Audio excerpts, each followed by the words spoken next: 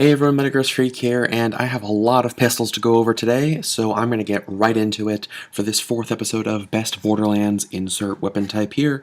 We're looking at pistols. Pistols are the only weapon made by every single manufacturer, so of course there are a lot of good pistols. Like always, I'm going to be looking at some of the best, though some of them I may skip through pretty quickly because they're similar weapons.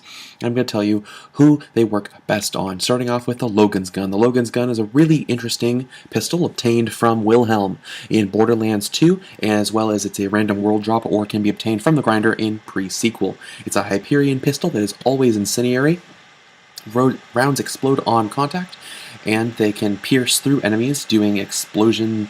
It's a really disappointing weapon, to be honest. The only point of getting one is getting a low-level one from normal mode and using it with an absorb shield to basically give yourself free rocket ammo. You're basically trading out some pistol ammo for rocket ammo.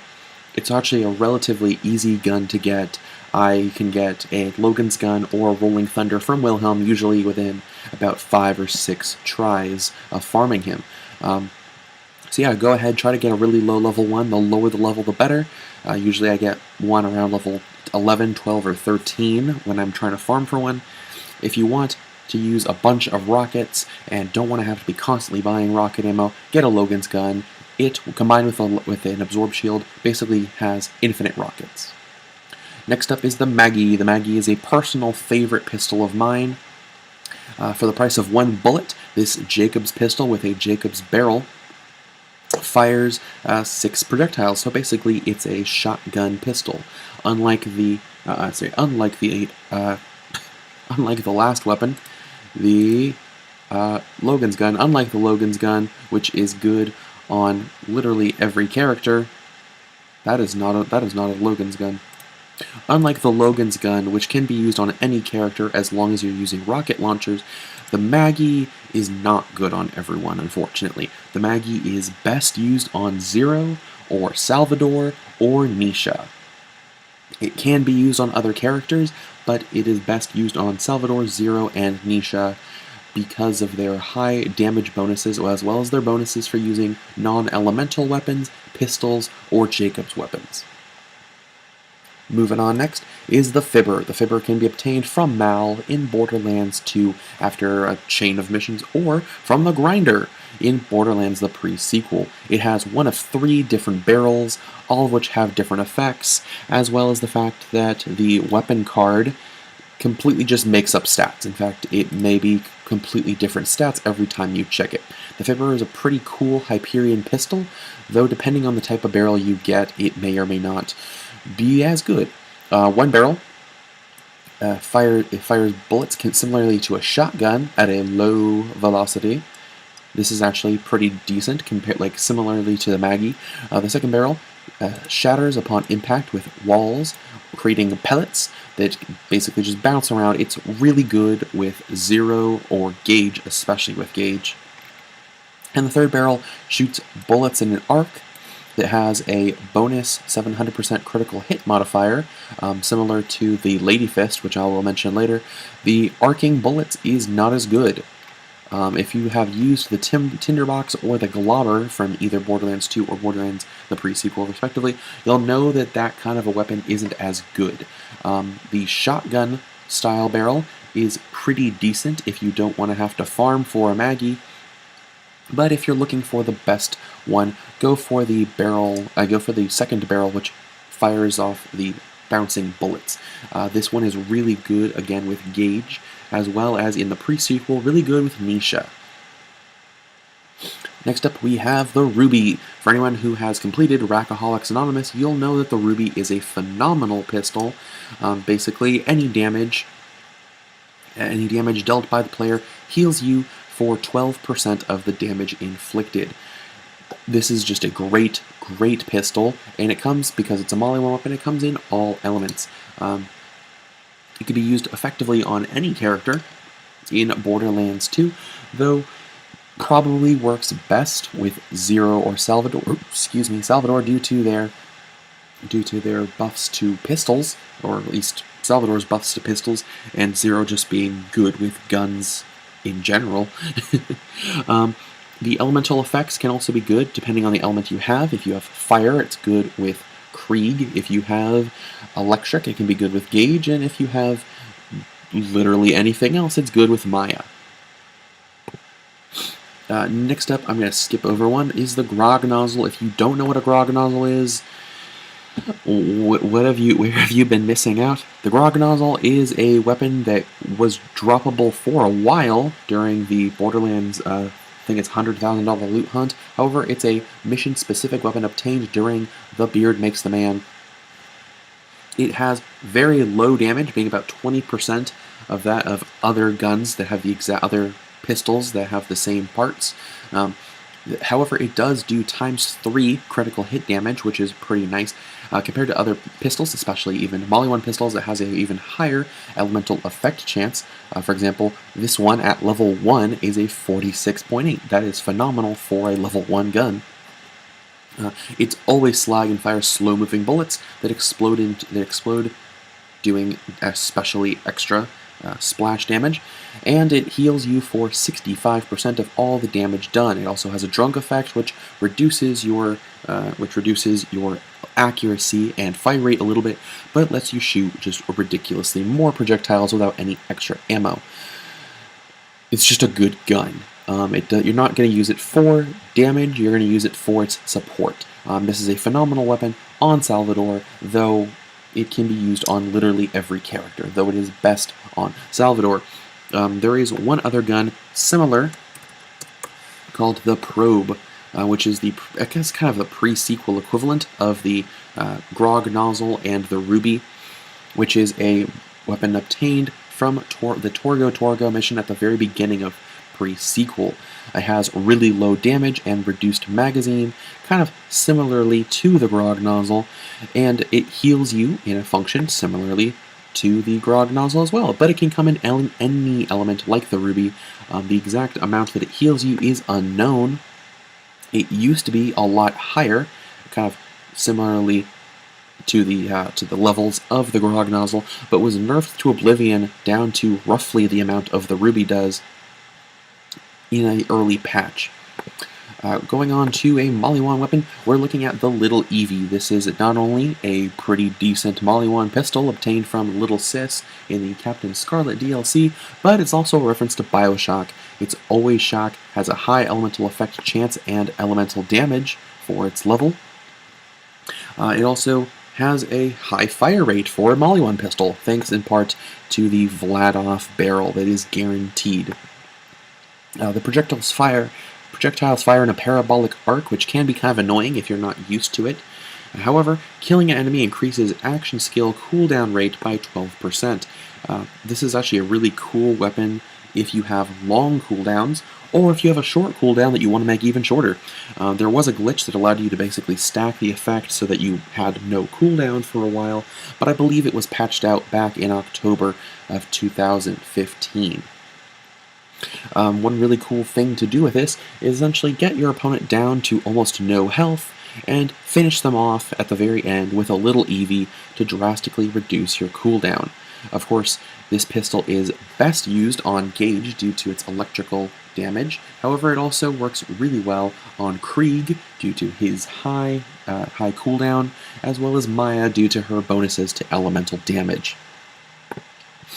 Next up are Actually, excuse me, I'm going to skip forward. Next up is the Hornet, which is a doll pistol obtained from either Hyperius the Invincible or Knuckle Dragger. It's an always corrosive doll pistol. Its zoom fires a 6-round burst, but has a high elemental effect, and also an increased area of effect. Also, because it gains bonuses from grenade damage, this is a phenomenal pistol on Axton. Unfortunately, the Hornet does not exist in Borderlands, the pre-sequel. Instead, we have the Blowfly, which is a very similar pistol that drops from Egghood in the Veins of Helios. Essentially is the same gun, though instead of having the higher damage, it has reduced accuracy and damage, but after a short distance, the projectiles split. So you get basically double the projectiles for reduced damage. Also, instead of having a 6-round burst, it has a 7-round burst. Basically, it's the same pistol though, and it's worth picking one up if you like doll pistols. Next up is the Unkempt Herald. The Unkempt Herald is arguably the best gun, or the best pistol, the best pistol in the game. Anyone you ask will basically tell you the Unkempt Herald is the best pistol. For 3 ammo per shot, you fire 7 accelerating Torg rockets that do phenomenal damage. If you have a double penetrating version, it fires, double that. Instead of firing 7, it fires 14 at the cost of 6 ammo per shot.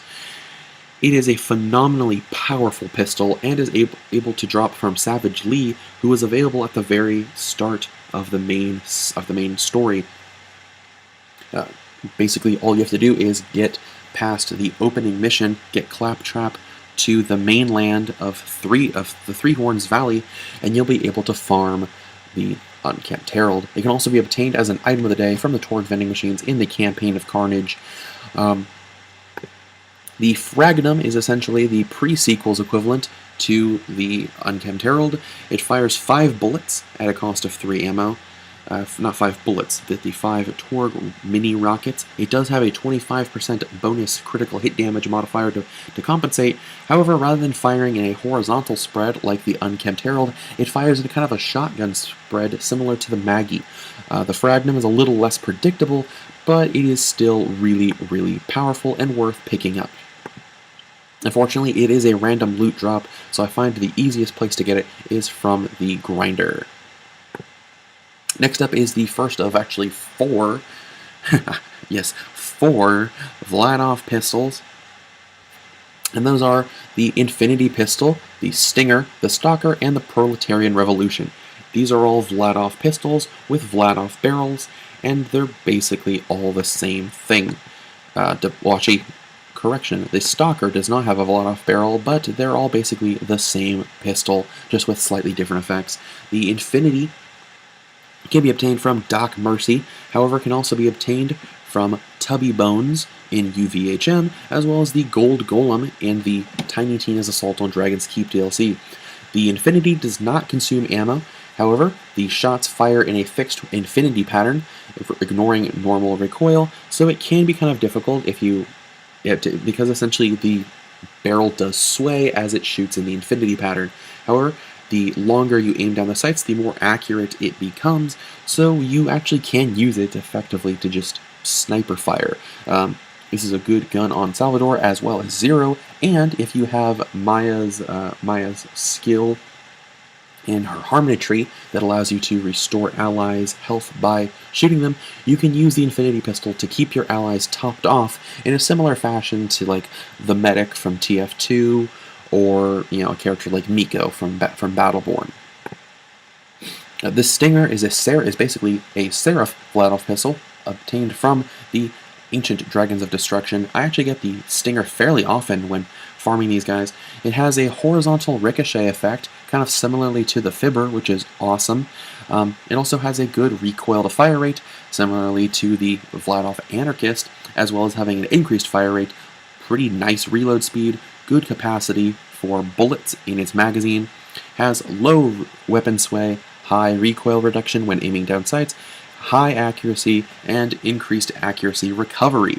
This is an amazing pistol, and while it has a kind of low-ish damage, it's such a good pistol, it's definitely worth picking up. It's a little bit harder to get than the Infinity Pistol, but it's just ridiculously high stats make up for it, and unlike the Infinity, which cannot come in slag, the Stinger can come in slag. Next up is the Stalker. The Stalker is another Vladov pistol obtained from Legendary Loot Midgets and OMG, what the hell, which is the final boss on the Digistruct Peak. The Stalker has a significantly increased damage, faster reload speed, I guess? A fairly fast reload speed, high rate of fire, and high magazine capacity. It fires, however, slow-moving projectiles that bounce off surfaces up to 4 times. if you really like those trick shots, this can be really useful, and it does work well with Gage as Salvador. Check it out if you like a gun that fires fast and can bounce bullets everywhere. Finally, of the Vladovs is the Proletarian Revolution. The Proletarian Revolution is the only one of these four that is only available in pre-sequel. The other three are only available in Borderlands 2. And the Proletarian Revolution has basically the ability of the magazine size increases over time when the gun is not fired. This is a great gun if you do a lot of walking and running and you don't do a lot of firing in between. Pre-sequel is has a lot of large areas, so whenever you're not firing, just basically have this gun out and don't switch to another gun. If you keep it out long enough, or if you just basically don't fire it for a while, you can get ridiculously high magazines. For example, this one here at level 61 has a magazine size of 53, but it is possible to have your maximum magazine be larger than the amount of ammo capacity you have. This effectively means it acts similarly to the Infinity, but it does consume ammo. It just will eventually have a magazine so big that you won't have to reload it. Its unique ability makes it useful as a first choice option when entering combat, because it does have fairly nice damage, as well as having a ridiculously large magazine. However, if you accidentally switch weapons or you accidentally reload, all of that magazine bonus is gone. Due to Nisha's one for each of you skill, this is a phenomenal weapon on Nisha. It can also be a good weapon on Timothy Lawrence, or Jack the Doppelganger, due to his ability to not consume ammo due to basically his right skill tree. Next up is the Lux Cannon. I really don't like the Lux Cannon, but my friend Josh does, and so while the Maggie is my Jacob's weapon of choice, the Lux Cannon is his. It has a random chance to drop from Adbugs during the Claptastic Voyage, and has ridiculously high base damage, near perfect accuracy, plus the shots have a chance to deal explosive damage equal to 4 times the weapon's listed damage. Basically, this is the one-shot and it's dead gun. Unfortunately, your magazine size is restricted to a single bullet. If you're playing as Nisha the Lawbringer, you can raise this magazine size up to 4, as well as if you have the 2 for prefix, you actually can fire 2 shots for the cost of 2 ammo. With the 2 for prefix on Nisha, you essentially can fire 2 bullets simultaneously and then fire 2 bullets again, reloading a 4 magazine thing in 2 shots. It's really good on Nisha, especially due to her showdown skill. It can also be pretty decent on Aurelia due to her critical hit bonuses. Check it out if you want a gun that can kill anything in 1 shot. Literally, the Jacob's catchphrase is, if it took more than 1 shot, you weren't using a Jacob's. The Lux Cannon is that phrase personified. Next up is the Cyber Eagle. The Cyber Eagle is obtained from the side quest The Secret Chamber after killing the bosun. It's another Jacob's pistol, but it is always shock. It has a special elemental capacitor. It does have kind of lowish damage, but it fires lightning bolts kind of similarly to a laser that always have amazing accuracy, and you don't lose accuracy when you're sprinting. Similarly to a low rarity Jacob's pistol, it has a break action reload, but that's not really special, it just is kind of cool. It also has a really cool skin. So if you're a fan of Jacob's weapons and you like being able to shoot lightning, this is probably a good gun for you. Due to the nature of the gun, this is a good gun on Nisha, as well as a good gun on Athena. I would recommend checking out the Zarbadon's Cyber Eagle if this is the kind of gun that interests you, or if you're playing Nisha or Aurelia. In a similar fashion is the Taser. The Taser is a Hyperion pistol obtained from the Digistructed Madness round 1, comma, the Badass round, comma, or Guardian Pondors or the Lost Legion power suits. It's actually really easy to get one of these to drop. It can come in Shock, Corrosive, Cryo, or Incendiary. and fires. It's basically a Hyperion pistol that fires lasers with a high magazine and a high rate of fire. It also has good accuracy and good elemental chance. It's not really all that flashy looking of a gun, but if you liked the idea of the Cyber Eagle but just want something more powerful that gets more accurate over time, check it out. In a similar fashion is the Lady Fist. The Lady Fist is a kind of basically an upgrade of the Lady Finger pistol from Borderlands 1. The Lady Fist is obtainable from the Uncle Teddy mission in Borderlands 2, as well as a kind of random world drop or from the grinder in pre-sequel. It's really not all that special of a Hyperion pistol, except for the fact that it has not a 400% critical hit bonus, but as of the $100 Loot Hunt patch, it has a plus 800% critical hit damage modifier, which means a critical hit will deal times 9 damage. The Lady Fist also has a fairly high-ish magazine size, as well as improved projectile speed. If you basically want the sniping gun, this is probably a good gun for you. It's a phenomenal weapon on Salvador, as well as Zero, and it is also a pretty nice gun on Aurelia or Nisha if you're able to get one in pre-sequel. Next up is two guns that are very similarly to the Unkempt Herald and the 88 Fraggin, that's Gwens Head and Gwen's Other Head. Gwen's Head is a doll pistol that fires a 7-round burst when zoomed. It also has a multiplicative critical hit bonus, increased damage, and increased magazine size. It's a pretty nice pistol that can be obtained basically in the dust every time you enter the dust. Literally, if you enter the dust, pick it up, go to, I don't know, Lynchwood, and then re-enter the dust, another one will spawn. It's actually pretty nice. It can also be obtained fairly early in the game, as early as the Damn Fine Rescue mission, and since the dust levels up as you continue through the story, you can continuously get higher and higher level Gwen's Heads. It's a really nice pistol, especially if you're able to get one in the element you want. It can come in literally every element or non-elemental. I find that either shock or slag is the best element, though that's my opinion.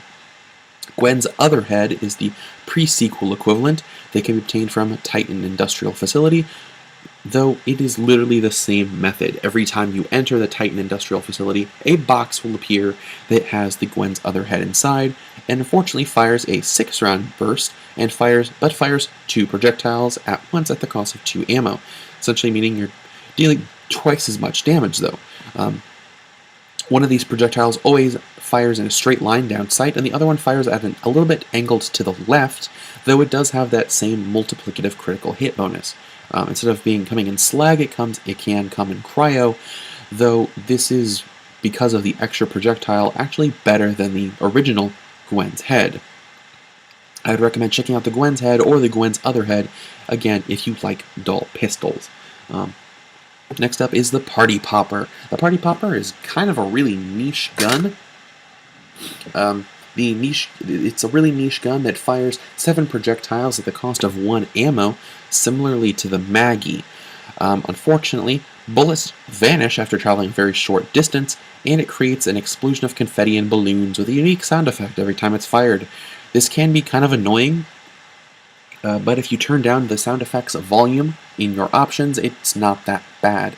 It has really low accuracy and is always non-elemental, so because it's a scav pistol, you are going to have that large magazine, but essentially the purpose of this is to get into melee range and to fire it a bajillion times in their face and watch them die due to the sheer number of particles right in their face.